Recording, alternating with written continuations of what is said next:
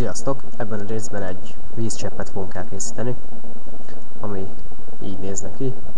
Remélem, hogy lehet látni. Ez először is nyissuk meg a Photoshopot, vagy nyissuk meg ezt a képet, amire a vízcseppet szeretnénk rakni.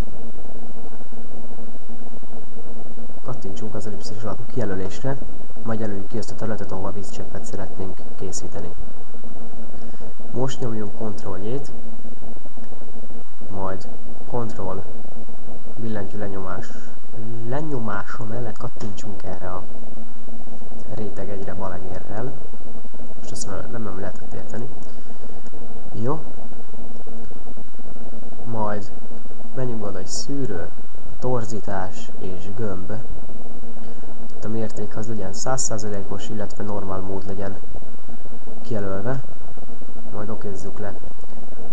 Ctrl F-fel ismételjük meg ezt a gömb alakú torzítást. Majd a réteg egyen dupla klik, ugye akkor megjelenik ez a réteg stílus menü. Itt menjünk rá, hogy vetett árnyék. Adjunk neki valamennyi árnyékot, amit mi jónak látunk, majd a belső árnyékot is kapcsoljuk be, és itt is ugyanúgy.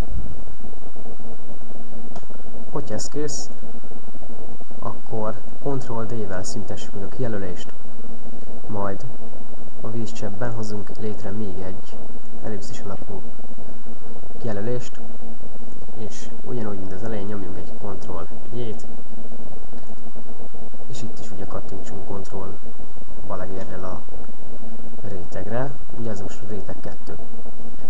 Menjünk be megint a réteg stílusokhoz, kapcsoljuk ki a vetett árnyékot és a belső árnyékot, és kapcsoljuk be a színátfedést. Itt válasszunk ki egy fehér színt, majd az áttetszőségét állítsuk körülbelül 19 most nálam.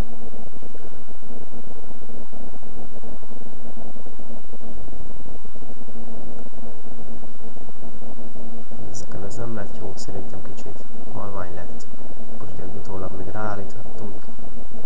Jó, ez kész van, akkor válasszuk ki a maszatoló eszközt, vagy az éltelenítést, és így kicsit maszatoljuk el a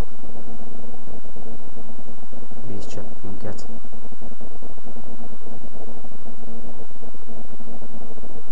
Ja, ezt kéne jelölni.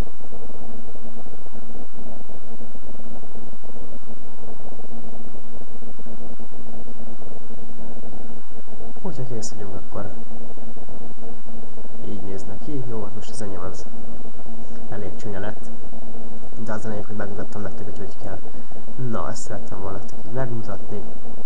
Sziasztok!